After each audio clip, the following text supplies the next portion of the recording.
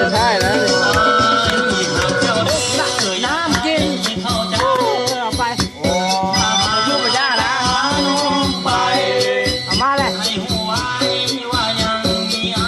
เล่นรีวิวคนเดียวเลยแม่พระธมิตรอยู่อ่ะ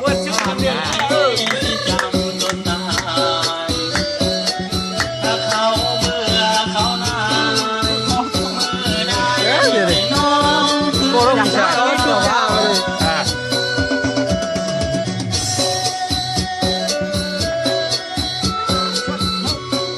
เอ็ดโอ้เมื่อ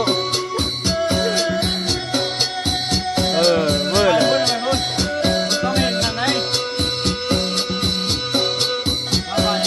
จบเพลงเอาจบเพลงมาเลยเอาหลายคนหรอวะเอาแล้วเอากันบวกเข้านะมาเดี๋ยวบอกฉันละนั่งอยู่ทางไว้นั่งกันนั่งไปนั่งอยู่ทางเราโซ่กันฮะรีบไปอย่าไปเลยน้อง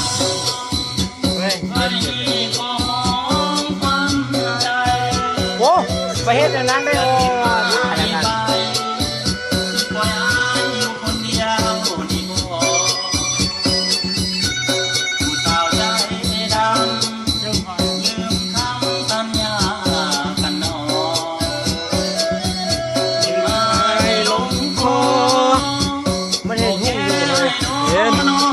การเห็นบอกจริงเลยค่ะเห็นโมเห็น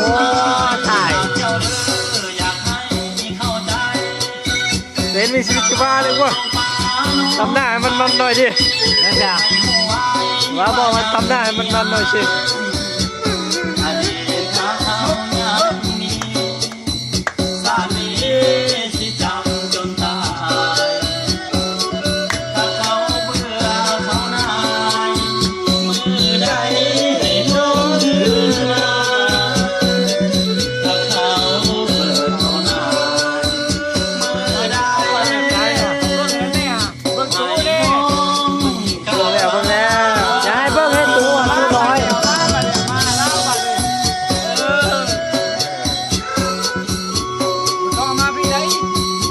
พักกว่ามาเลยเขาวันนี้บอกมาแน่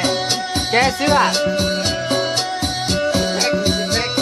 เด้งเดาดีกว่า